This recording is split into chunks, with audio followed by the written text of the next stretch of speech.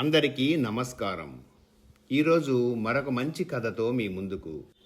లైబ్రరీలో చదువుతూ ఉంటే 1962 నాటి కథ ఒకటి. అప్పటి రచనా శైలి, పదప్రయోగాలు చూద్దాం. కథ పేరు శివరంజని. శివరంజని అంటే మాస్టారికి ఎంతో ఇష్టం. శిష్యురాలు చక్కగా వాయిస్తుందని ఆయనకు తెలుసు. ఎక్కడైనా కచేరీ చేస్తే ఎగిరిరానా అని అన్నారు. మరి ఇప్పుడు రమ శివరంజన్ని వాయిస్తోంది. కచేరీ అభాసు కావడం మాట అటుంచి మాస్టారి మాట ఏమవుతుందో ఎలా చెప్పడం? టింగ్ మన్న ధ్వని విని కళ్ళు తెరిచారు శంకరం మాస్టారు. ఎదుట చాప మీద ఒడ్డిగలబెట్టి ఉంది ఫిడేలు. చుట్టూ పువ్వులున్నాయి. దగ్గరలోనే కర్పూర హారతి వెలుగుతూ ఉంది. ఆ వేడికి 4 తీగలు ఒక్కమారే తెగిపోయాయి. రమకు 9వ ఏడు. బాసింపట్టు వేసుకొని దండం పెడుతున్నదల్లా తీగలు తెగినప్పుడు చప్పుడు విని గడగడలాడింది. అక్కడున్న వారి గుండెలు జారిపోయాయి. సంగీతం ప్రారంభించేది ఆనాడే. ఇదేం అపశకనం అనుకున్నారు ఇంట్లో వాళ్ళు. శంకర మాస్టారు రమా చేత విఘ్నేశ్వర పూజ చేయించారు. తరువాత ఫిడేల్ మీద పువ్వులు వేయించారు. కొబ్బరికాయ కొట్టించి నివేదన చేయించారు. హారతి వెలిగించారు. విఘ్నేశ్వర ప్రార్థన, సరస్వతీ ప్రార్థన ప్రారంభించారు మాస్టారు. కళ్ళు మూసుకొని మయమర్చి పాడుతున్నారు. చెంపల మీదుగా బాష్పాలు జారసాగాయి. శృతి చేసిన తీగలు తెగినప్పుడు చేసిన సంగీత ధ్వని విని కళ్ళు తెరిచారు మాస్టారు. తీగలు తెగిన ఫిడేలు, వెలుగుతున్న హారతిని, వణుకుతున్న రమాని చూశారు. జయం అన్నారు మాస్టారు. లే తల్లి, అందరికీ దండం పెట్టు అన్నారు రమా వీపు ఆప్యాయంగా నిమురుతూ. ఆయన సజల నయనాలు ఆనందంతో మెరిశాయి. ఇదేమిటండి జయం అంటారు? అడుగులోనే పిడుగు అన్నట్టు ప్రారంభంలోనే తీగలు తెగిపోవడమా? ఇది అపశకునం అంది రమ అమ్మమ్మ. ఎంత మాట అన్నారు? సరస్వతీ ప్రార్థనకు ఈ విధంగా ఎవ్వరికో గాని జరగదు. ఆ వాణి అమ్మాయికి ప్రసన్నురాలైంది. మన అమ్మాయి ఈ విద్యలో మంచి ప్రావీణ్యం సంపాదిస్తుంది అన్నారు మాస్టారు. అందరూ ఆశ్చర్యంగా విన్నారు ఆ విషయం. రమా చేత ముందుగా మాస్టారికి నమస్కారం చేయించింది తల్లి. రమకు 4 ఏళ్ల పిల్లప్పటి నుంచి సంగీతం అంటే మహా ఇష్టం. ఎక్కడ ఏ పాట విన్నా సరే ఇట్టే పట్టుకొని ఇంటికి వచ్చి పాడేస్తుండేది. వాళ్ళు కాపురం ఉండే పక్కవాటాలో మరొక కుటుంబం ఉండేది. వారికొక అమ్మాయి ఉంది. ఆ అమ్మాయికి సంగీతం చెప్పిస్తున్నారు. గాత్రం చెప్పుకుంటుంది. ఆ అమ్మాయిని అక్క అని పిలుస్తుంది రమ. సంగీతం మాస్టారు పాఠం చెప్పినంతసేపు ఆమె పక్కనే కూర్చొని వింటూ ఉండేది రమ. నేల మీద మునివేళ్లతో కొడుతూ కళ్యాణీకృతి, దర్బారు వర్ణం పాడేది. నేను మాస్టర్ నట అంటూ బొంగురు గొంతుకతో పాడేది. అక్కలాగా సన్న గొంతుకతో పాఠం చెప్పుకుంటున్నట్టుగా పాడేది. 6 ఏళ్లు వచ్చేసరికి రమకు సరళీ స్వరాలు, జంట స్వరాలు, అలంకారాలు, పిల్లారీ గీతాలు, స్వరజతులు 4-5 వర్ణాలు వచ్చాయి. తాళం రాకపోయినా కట్టుగా పాడేది. రమ ఉండే ఇంటికి 2 ఇళ్ల అవతల సరస్వతి అనే అమ్మాయి ఫిడేలు బాగా వాయిస్తుంది. ఇంకా ప్రైవేట్ చెప్పించుకుంటూ ఉంది. ఆ అమ్మాయి నేర్చుకుంటున్నా, సాధన చేసుకుంటూ ఉన్నా రమ అక్కడ ఉందన్నమాటే. రమా అని తల్లి పిలుస్తుంది. ఇదిగో వాళ్ళ సరస్వతి ఫిడేలు వాయింపు వినబడ్డం లేదు, ఇంకా రమను పిలుస్తావేంటి అని ఇంట్లో వాళ్ళు వేళాకోళం చేసేవారు ఆమెను. అక్క మేస్టారి చేత నీకు సంగీతం చెప్పించనా అని అడిగారు రమను వాళ్ళ నాన్నగారు. నాకు సరస్వతి మేస్టారే చెప్పాలి, అక్కలా ఉట్టినే చెప్పుకోను, నాకు ఫిడేలు కొను అంది. హాసిబడవా అని నవ్వుకున్నారంతా. ఆ సాయంత్రం సరస్వతికి చెప్పే మాస్టారికి కబురంపారు. రమకు సంగీతం చెప్పమన్నారు రమ నాన్నగారు. మీరు అడగకుండానే చెబుదామనుకున్నానండి. అమ్మాయి ఆసక్తి చూస్తున్నాను. విద్యయందు ఆసక్తి ఉన్న వాళ్ళకు చెప్పకపోతే మహాపాపం. ఆ విద్యాది దేవతకే అపచారం చేయడం అన్నమాట. నాకు సొమ్ముతో పని లేదు. తీరుబడి లేకపోయినా ఎలాగో వీలు చేసుకొని వస్తాను అన్నారు శంకరం మాస్టారు. కాలు తెగిన తీగలు తీసేశారు. కొత్త తీగలు కట్టారు శంకరం మాస్టారు. కొత్త బైండ్ పుస్తకాన్ని తెరచి మొదటి పేజీకి పసుపు రాశారు. కొద్దిగా అవిఘ్నమస్తు అని రాశారు. మొదటి సరళి స్వరం చెప్పారు. రేపు అప్పచెప్పు అన్నారు. రేపెందుకండి, ఇప్పుడే అప్పచెప్పేస్తా అంటూ తాళంతో కూడా కట్టుగా వచ్చేశాయి. త్యాగరాజస్వామి ఉత్సవాలలో అందరి శిష్యులతో పాటు రమా చేత కూడా పాడించారు మాస్టారు. ఆయన శిష్యులందరిలోనూ రమే చిన్నది. ఒక గీతం స్వరజతి వాయించింది. కళ్యాణి వర్ణం గాత్రాన్ని పాడింది. తానం మాత్రం రాదు. చిన్నప్పుడు విన్నది. ఇంత చిన్న అమ్మాయి ఇంత చక్కగా పాడిద్దంటే ఆశ్చర్యంగా ఉంది. ఇది చెప్పుకున్నది కాదు, కేవలం వినికిడి వల్ల నేర్చుకున్నదట. ఈ అమ్మాయి ముందుగా గొప్ప పాఠకురాలు కావాలని దీవిస్తున్నాను అన్నారు ప్రత్యేక ఆహ్వానంపై వచ్చిన ఒక పెద్దాయన. మీ ఆశీర్వాద బలం ఉంటే తప్పకుండా అవుతుంది అన్నారు మేస్టారు. బాగా పాడిందండి అమ్మాయి అన్నారు మేస్టారు రమ నాన్నగారితో. ఇలాంటి శిష్యులుంటేనే గురువుకి పేరు ప్రతిష్ట అన్నాడు మాస్టారు. ఏదో దాని ముఖం అన్నారు రమ నాన్నగారు. పెద్దవాళ్ళు చిన్నవాళ్లను పొగడకూడదని ఆయన అభిప్రాయం. మీరు ప్రారంభించిన వేళా విశేషం అంది రమా తల్లి. ఆమె మాట వినగానే సరస్వతీ ప్రార్థన, వెలుగుతున్న హారతి, తీగలు తెగిన ఫిడేలు కళ్లకు కట్టినట్టయింది అందరికీ. 3 త్యాగరాజ ఉత్సవాలయ్యాయి. ఇది 4వ సంవత్సరం. రమకు 12 ఏళ్ళు. రాగాలాపన, స్వరకల్పన చేతనయింది. ఈ సంవత్సరం రమకు మరొక 4-5 గంట ప్రోగ్రాం ఇచ్చారు. అంతా బాగానే వాయించారు. ఆ సభకు పెద్దలెందరో సభ్యులుగా వచ్చారు. సభ పూర్తయింది. ముగింపు వాక్యాలు చెబుతూ ఈనాడు జరిగిన పోటీలో రమాదేవికి మొదటి బహుమతి ఇస్తున్నాం అని కార్యదర్శి ప్రకటించారు. రమ తెల్లబోయింది.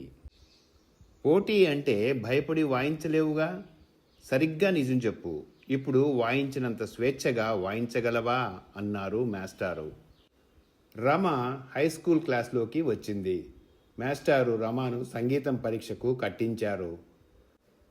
స్కూలు పాఠాలతోనూ ఇంటికి వచ్చిన తర్వాత పనితోనూ సతమతమవుతోంది రమ. సంగీత సాధనకు సావకాశం అవ్వడం లేదు. శాస్త్రం అప్పచెప్పమనేవారు మాస్టారు. చదవటానికి తీరిక లేదంటుంది రమ. తీరిక లేకపోవడం ఏమిటి, నీ స్నేహితురాళ్లతో మాట్లాడినంతసేపు పట్టదు అని వేళాకోళం చేసేవారు మాస్టారు. అన్నారే కానీ ఆయనకి తెలుసు కష్టమని. అందుచేత శాస్త్రంలోని అంశాలు విడమరచి అర్థమయ్యేలాగా చెప్పేవారు. వెంటనే అప్పగించేసేది. ఆ విధంగా శాస్త్రం, సంగీతం అతి శ్రద్ధగా, కుతూహలం కలిగేలాగా చెప్పేవారు మాస్టారు. పాట కచేరీలకు తీసుకువెళ్ళి వినిపించేవారు. మెలకువలు, బాగోగులు చెప్పేవారు. సంగీతం లోయర్ పరీక్ష ప్రథమ శ్రేణిలో ప్యాసైంది రమ. మాస్టారికి ఆనందానికి అవధి లేదు. హయ్యర్ కోర్సు ప్రారంభించారు మాస్టారు. రకరకాల రాగాలు, తానం, స్వరకల్పన, పల్లవులు చెప్పారు. నెలసరి కచేరీలలో రమకు తరచూ అవకాశం లభిస్తుండేది. క్రమంగా రమా సంగీతం శ్రోతల మన్ననలకు పాత్రమైంది. ఇక 6 మాసాలు నేర్చుకుంటే చాలు, ట్యూషన్ అవసరం లేదు అన్నారు మాస్టారు. రమా సంగీతానికి అంతరాయం కలిగే పరిస్థితులు ఏర్పడ్డాయి ఇంట్లో. రమకు 2 అన్నలు, 2 తమ్ముళ్ళు ఉన్నారు. అన్నలిద్దరినీ ఆ సంవత్సరం పై ఊరు పెద్ద చదువుకు పంపాలి. సొమ్ము ఎత్తి పంపడం కష్టం. కాపురం మారిస్తే తీరిపోతుంది. పెద్ద పిల్లలకు ఇబ్బంది ఉండదు భోజనానికి. రమకు తమ్ముళ్ళకి హై స్కూలు ఆ ఊళ్ళోనూ ఉంది. ఆఖరి పిల్లవాడు చదువు అయ్యేదాకా అక్కడే ఉండిపోవచ్చు. ఇలా ఆలోచించి కాపురం మార్చడానికే నిర్ణయించారు రమ నాన్నగారు. రమకు చాలా నిరుత్సాహం కలిగింది. ఈ సంగతి మాస్టారు విని నిర్ఘంతపోయారు. నాకు పేరు తెచ్చే శిష్యురాలు దొరికిందని ఆనందించాను. ఇప్పుడు ఎక్కడ పడితే అక్కడ కచేరీలు చెయ్యగల సమర్థత వచ్చింది. ఇక కొంచెం మాత్రమే చెప్పవలసి ఉంది అన్నారు మాస్టారు. రమకు ఏమీ తోచలేదు. ఈ విద్య అంతు తెలుసుకోవాలని ఆమె కోరిక. వెళ్లే ఊళ్ళో తగిన మాస్టర్లున్నారో లేరో, ఒకవేళ ఉన్న శంకరం మాస్టారులాగా చెప్పడం వారి తరం కాదు. ఇంతవరకు తాను నేర్చిన విద్య వృధాయేనా? కొన్నాళ్ళు అయ్యేటప్పటికీ తను సంగీతం క్రమంగా మరచిపోవడానికి అవకాశం లేకపోలేదు. ఇలా తలుచుకుంటుంటే ఎంతో బెంగగా ఉంది. అమ్మాయి, అనగా అనగ రాగమతిశయిల్నిచుండు అన్నారు వేమనయోగి. సంగీతానికి సాధనే ముఖ్యం. ఎంత తీరుబడి లేకపోయినా రోజుకు 2 గంటలు ఖచ్చితంగా సాధన చేసి తీరాలని అనుకుంటే నువ్వు వాయించగలవు అంటూ ఏడుస్తున్న రమకు ధైర్యం చెప్పారు మాస్టారు రైలు కిటికీ దగ్గర. ఆ ఊళ్ళో నేనెరుగున్న ఒక పాఠకుడున్నాడు. ఆయనకు ఉత్తరం వ్రాస్తాను. అమ్మాయికి అక్కడ కూడా శ్రద్ధగా చెప్పించండి అని మరీ రమా నాన్నగారితో చెప్పారు. మాస్టారుకి నమస్కారం చేసింది కదులుతున్న రైల్లో నుంచి రమ. మాస్టారు కండువాతో కళ్ళు అద్దుకున్నారు. రమకు ఊరు కొత్త, ఇల్లు కొత్త, స్కూలు కొత్త. మెల్లగా అలవాటవుతున్నాయి. అనుకున్న ప్రకారం రోజు 2 గంటలు ఖచ్చితంగా సాధన చేసేది రమ. కొన్నాళ్ళు అయ్యేసరికి వాయించిందే వాయించడం, అవే రాగాలు, అవే వర్ణాలు వాయించి విసిగిపోయింది. ఇంతకన్నా ప్రాప్తం లేదు కాబోలు అని నిరాశ చెందింది. ఇక ఇది పని కాదనుకుంది. కొత్త రాగాలు తీసుకొని వాటి ఆరోహణలు, అవరోహణలు, క్రమం, స్వరస్థానాలు తెలుసుకొని మెల్లిమెల్లిగా ఆలాపన చేసేది. ఆ రాగాలు రేడియోలో పాడుతుంటే కూడా వాయించేది. అదే తన విద్యాభివృద్ధికి ఆధారం. ఏకలవ్యుడిలాగా గురువుగారి మీద గురి ఉంచి విద్య సాధించాలి. తానీ విద్య మరచిపోకూడదు అని పట్టుదల వహించింది. ఇల్లు వెతుక్కుంటూ వచ్చారు కొత్త సంగీతం మాస్టారు. శంకరం మాస్టారు ఉత్తరం రాశారట ఆయనకు. రమా నాన్నగారు ఆయన్ని పాఠం చెప్పడానికి ఏర్పాటు చేశారు. రమను వాయించమన్నారు. మాస్టారు వాయించారు. ఇద్దరూ ఒకే కీర్తనే వాయించినా ఎక్కడా పోలిక లేదు. కొత్త మాస్టారు ఆ రోజు పాఠం చెప్పి వెళ్ళిపోయారు. ఆ మధ్యాహ్నం రమ ఇంటికి వాళ్ళ బంధువులు ఒక ఆయన వచ్చారు. ఏదో మాట వరుసగా కొత్త మాస్టారి మాట వచ్చి, ఈయన కూడా చాలా సమర్థులు, అయితే చిన్నప్పటి నుంచి శంకరం మాస్టారి దగ్గరే నేర్చుకోవడం వల్ల మరొకరు ఎలా చెబుతారో తెలియదు అమ్మాయికి. ఈయన పద్ధతి కొత్తగా ఉంది అంది రమా తల్లి. అన్నట్టు చెప్పడం మర్చిపోయాను. శంకరం మాస్టర్ ఇంట్లో ఎవరికీ చెప్పకుండా ఎక్కడికో వెళ్ళిపోయారట. వాళ్ళ పిల్లలు చెప్పారు అన్నాడు వచ్చిన బంధువు. అయ్యో, అదేమిటి, ఎందుకు వెళ్ళిపోయారో అంది ఆవిడ. అక్కడే చాప మీద కూర్చుని రాసుకుంటుంది రమ. ఈ మాటలు విని వెక్కి ఏడవటం ప్రారంభించింది. ఎప్పుడైనా ఆ ఊరు వెడితే మాస్టారి దగ్గర పాఠం చెప్పుకోవచ్చునని ఆశపడ్డాను అని వాపోయింది. మీరు వెళ్లే ముందు కూడా జ్ఞాపకం ఉంచుకొని ఈ ఊళ్ళో నాకు విద్యకు ఏర్పాటు చేశారా? ఎందుకు నా మీద ఇంత వాత్సల్యం మాస్టారు అని విలపించింది రమ. 2వ రోజు పాఠానికి వచ్చారు మాస్టారు. పాఠం అంటే బెంగగా ఉంది రమకు. అంతా అగమ్యగోచరంగా ఉంది. ఏ రాగాలు చెప్పారమ్మా శంకరం మాస్టారు అన్నారు కొత్త మాస్టారు. తన బైండ్ పుస్తకము ఇచ్చింది. మొదటి నుండి చివరి పేజీ దాకా తిరగవేశాడు. ఆఖరి పేజీలో రమ నేర్చుకున్న రాగాలన్నీ వరుసలో వ్రాసి ఉన్నాయి. ఆ వరుసలోని ఆఖరి రాగం శివరంజని. అదే తన శంకరం మాస్టర్ దగ్గర నేర్చుకున్న కడసారి రాగం. శివరంజని అని మెల్లగా నోట్లో గొనుక్కుంది రమ. రమ శూన్యంలోకి చూస్తుంది. ఏవో ఆలోచనలు గతంలోకి. తెల్లవారితే ఆ ఊరి నుండి వెడతారనగా వీధిలోకి ఒక్కతే కూర్చొని శివరంజని రాగం వాయిస్తుంది రమ. మాస్టర్ దగ్గర వాయించేటప్పుడు తప్పు వాయిస్తుందేమోనన్న భయంతో సిగ్గుతోనూ స్వేచ్ఛగా వాయించలేదు. ఒక్కతే ఉన్నప్పుడు తన ఇష్టం వచ్చినట్టు వాయించేస్తోంది. ఆ రోజున కూడా పాఠం చెబుదామని వచ్చారు శంకరం మాస్టారు. ఆ సంగతి రమకు తెలియదు. రమ తల వంచుకొని శివరంజనిని వాయిస్తుంది. రమ దృష్టి రాగం మీద లేదు. తను కొత్త ఊరు వెడితే ఇంత చక్కని రాగాలు ఎవరు చెబుతారు తనకి? ఎవరు చెప్పగలరు? ఇక సంగీతానికి ఫుల్ స్టాపే. ఇంతవరకు వచ్చిన విద్యకిక భవిష్యత్తే లేదా? మనసు ఆలోచనలో నిమగ్నమైన రాగం మాత్రం స్వరస్థానాలు తప్పడం లేదు. ఎంతో హృదయరంజకంగా ఉంది వాయింపు. ఆలాపన ముగియగానే మాస్టారు చిన్నగా దగ్గారు. వెనక్కి తిరిగి చూసింది రమ. మాస్టారు, ఎంతసేపటి నుంచి వింటున్నారో? కంగారుగా లేచి నిలబడింది. చాలా బాగా వాయించావమ్మా. రేడియోలో ఎవరో వాయిస్తున్నారనుకున్నాను. నువ్వు అనుకోనే లేదు సుమా. అమ్మ దొంగ, నా దగ్గర ఎప్పుడూ ఇలా వాయించలేదే అన్నారు శంకరం మాస్టారు.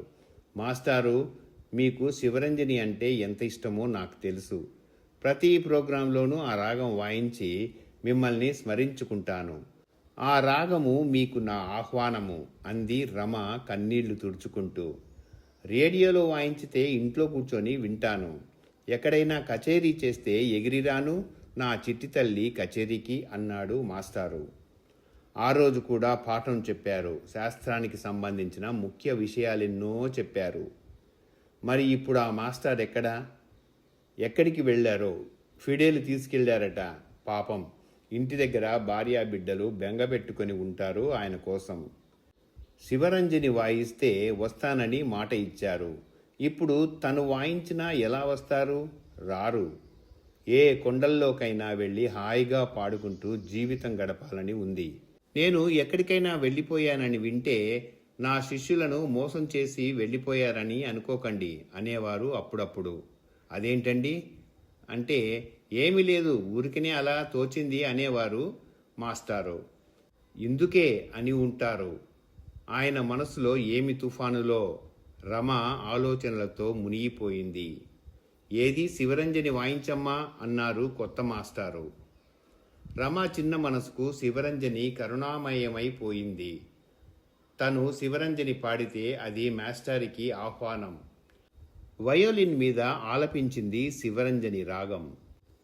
అన్ని అవధులు దాటి శిఖరాలను అధిగమించి శివరంజని రాగం ఆరోహణలలో జాలిగా బాధగా తన వాళ్ళందరినీ వదిలిపెట్టి అర్ధరాత్రి లేచి అంధకారంలోకి పయనిస్తున్న బుద్ధుడిలా ఫిడేలు చేత్తో పట్టుకొని హిమాలయాల వైపు తల వంచుకొని నడిచిపోతున్న తన మాస్టారులాగా వినిపించి రమ మనసు దడదడలాడిపోయింది. రండి మాస్టారు రండి, ఎన్నిసార్లు వాయించాను ఈ శివరంజని, మీకు ఎప్పటికి వినబడేను. నాకు సంగీతంలో తల్లి తండ్రి అయిన మీరు ఎక్కడో తిరుగాడుతుంటే నేనేమైపోతాను? నా ఆహ్వానం వినిపించుకోండి మాస్టారు, తిరిగి రండి. రమా మనసు పరిపరి విధాల బాధపడిందా నాడు.